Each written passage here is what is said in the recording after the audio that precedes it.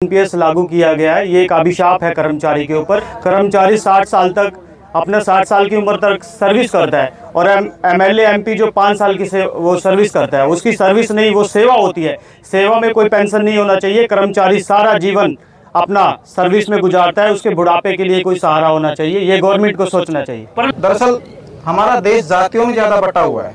हम अपनी ओपीएस की परवाह न करते हुए हमारे जाति के नेता की परवाह करते हैं। ये सबसे बड़ा हमारा दुर्भाग्य है और इसी कारण से हमारी जो ओल्ड पेंशन लागू नहीं हो पा रही, इसके हम खुद जिम्मेदार हैं। अगर इसके लिए हम जाति धर्म को न देकर एक स्वच्छ छवि को, जो हमारे कर्मचारियों की डिमांड पूरी करे, तो मैं कहना चाहता हूँ निश्चित तौर पे सरकार घुटने टेक देगी और आपको जल्द ओपीएस के लिए घोषणा कर देगी। कर्मचारी ने वोट दिया एनपीएस के खिलाफ में, कर्मचारी बहुत नाराज है। अगली बार 24 में अभी 27 तक मैं तो मानता हूँ ये सरकार टिकेगी नहीं, टिकने वाली नहीं है। जो ओल्ड पेंशन के बारे में नहीं सोचेंगे तो ये बीजेपी सरकार गिरने वाली है 100%। नहीं तो लोकसभा चुनाव हुआ है, लोकसभा चुनाव में भारतीय जनता पार्टी की बहुमत से सरकार नहीं आई और आप यहाँ पर आज वेस्टर्न रेलवे एम्प्लॉय यूनियन की तरफ से यहाँ पर समस्या लेकर आए हो, तो आपका सबसे बड़ी समस्या क्या है? सबसे बड़ी समस्या है जो एनपीएस लागू किया गया है, ये एक अभिशाप है कर्मचारी के ऊपर। कर्मचारी 60 साल तक अपना 60 साल की उम्र तक सर्विस करता है और एमएलए एमपी जो 5 साल की वो सर्विस करता है, उसकी सर्विस नहीं, वो सेवा होती है। सेवा में कोई पेंशन नहीं होना चाहिए। कर्मचारी सारा जीवन अपना सर्विस में गुजारता है, उसके बुढ़ापे के लिए कोई सहारा होना चाहिए। ये गवर्नमेंट को सोचना चाहिए। परंतु 1974 में जब इंदिरा गांधी की सरकार थी तो बोनस के लिए उस समय 3 रुपए के लगभग बोनस था, 200 करोड़ रुपए खर्च करना था, पर इंदिरा गांधी सरकार ने बोनस न देकर कर्मचारियों को हटाने के लिए 200 करोड़ से अधिक खर्च कर दिया था। तो उस समय भी कर्मचारी थे। तो इस बार सरकार आपकी मांग क्यों नहीं मान रही है, परंतु आपकी मांग संगठन भी क्यों नहीं सुन रहा है? अगर संगठन सुन रहा है तो 19 मार्च को जो आपने हड़ताल के लिए लेटर दिया था वो वापिस पोस्टपोन क्यों कर दिया? देखो, मैं बताना चाहता हूँ अपना किसान इंडियन न्यूज के माध्यम से बताना चाहता हूँ सबका कि जो गवर्नमेंट का पॉलिसी है ये सीधा सीधा कर्मचारी को हटाने का पॉलिसी है। इसका मकसद है सीधा कर्मचारियों को हटा दो, प्राइवेटलाइजेशन करो। जो सैलरी एम्प्लॉय को मिलती है उसमें प्राइवेट कर्मचारियों को 6-6 से 1000 रुपए सैलरी दे करके ज्यादा काम करवाया जाए। प्राइवेट आदमी सरकारी कर्मचारी से अच्छा काम कर पाता है? नहीं, ये रेलवे जो एक अहम डिपार्टमेंट है, इसके ऊपर इतना लाखों करोड़ों जनता भरोसा करती है, ट्रैवलिंग करती है। ये चीजें कभी भी प्राइवेट हाथों में नहीं जाना चाहिए। प्राइवेट वाले का मकसद। और मेरे को बात बताइए कि एक क्वेश्चन है लास्ट में कि आपका बच्चों पर विश्वास करोगे या ओल्ड पेंशन पे विश्वास करोगे? ओल्ड पेंशन स्कीम पे ज्यादा विश्वास है। वो क्या है, एम्प्लॉय के साथ में खाली एम्प्लॉय नहीं, उसका परिवार भी जुड़ा रहता है। और निजीकरण से भारत का क्या फायदा है, क्या नुकसान है? निजीकरण से देखो बहुत नुकसान ही नुकसान है, क्योंकि इसमें क्या है कि हरासमेंट किया जाता है पब्लिक का।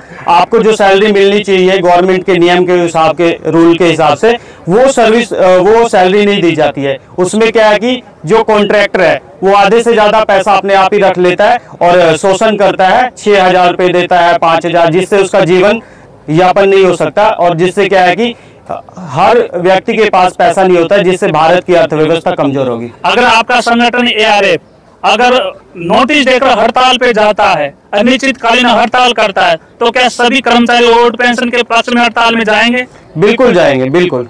परंतु बहुत सारे कर्मचारी तो ऐसे हैं कि मोबाइल पे, व्हाट्सएप पे देख लेंगे कि वो हड़ताल पे गया, मैं नहीं जाने वाला हूं क्योंकि सरकार हमारी नौकरी खा जाएगी। क्या कर्मचारियों के बीच में ऐसा भी संदेश है? नहीं, ऐसा तो देखो कुछ मिथ्या हो सकते हैं, लेकिन एक्चुअली ऐसा नहीं होता। जहां पॉपुलेशन होती है, जहां पूरा इकट्ठा होकर के कोई भी काम कर रहा है, उसके सामने गवर्नमेंट को झुकना ही है। कोई भी गवर्नमेंट, कोई भी संस्था, कोई भी उसका इतने लोगों का कुछ नहीं बिगाड़ सकता है। और अभी लोकसभा का चुनाव हुआ है, उसमें ओल्ड पेंशन वाले कर्मचारियों के द्वारा क्या सरकार पर नुकसान हुआ है?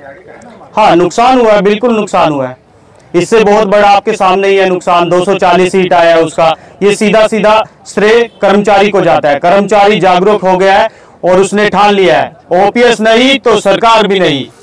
और उत्तर प्रदेश में दोस्तों सबसे बड़ी बात बताने वाला हूं कि उत्तर प्रदेश में लोकसभा की 80 सीटें थी, पर समाजवादी पार्टी के अध्यक्ष अखिलेश यादव ने यह कह दिया था कि हम ओल्ड पेंशन ला रहे हैं, तो उससे क्या फायदा हुआ है कर्मचारियों को ओल्ड पेंशन में, जिसे इंडिया गठबंधन को सबसे ज्यादा फायदा? क्यों? उससे फायदा साफ तौर पे नजर आ रहा है, इसका सीटें घटता जा रहा है। आने वाले टाइम में तो मुझे लगता है कि सरकार भी नहीं आएगी। ओल्ड पेंशन स्कीम सबसे बड़ा मुद्दा है। ओल्ड पेंशन स्कीम आएगी तो सरकारें आएंगी, ओल्ड पेंशन स्कीम नहीं तो कोई सरकार नहीं आएगी। सभी कर्मचारी आज ओल्ड पेंशन स्कीम के साथ है।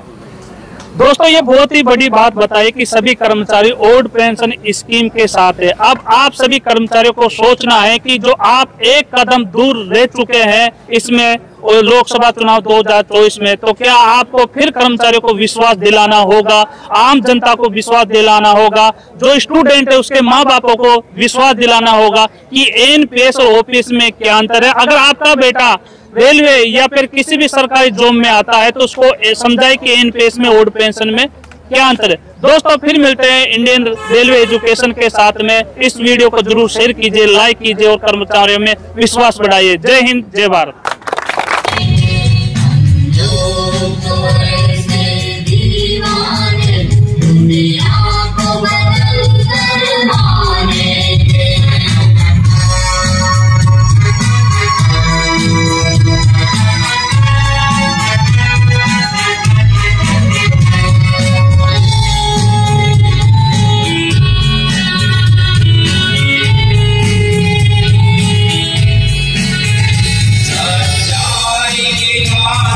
दुनिया में बापू ने गोली खाई है, सच्चाई की खातिर दुनिया में बापू ने गोली खाई है।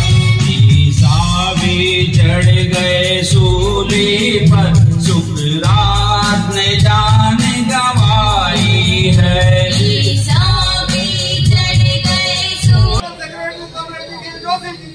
जिंदाबाद जिंदाबाद जिंदाबाद जिंदाबाद जिंदाबाद जिंदाबाद जिंदाबाद जिंदाबाद जिंदाबाद जिंदाबाद जिंदाबाद जिंदाबाद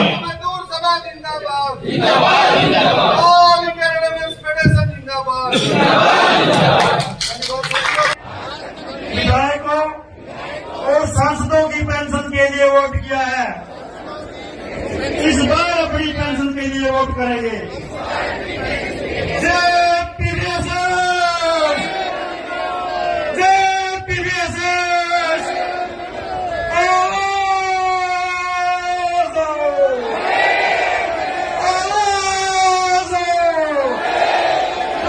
तुम आगे बढ़ो, तुम आगे बढ़ो। OPS OPS OPS OPS OPS OPS OPS OPS OPS PVS जिंदाबाद जिंदाबाद।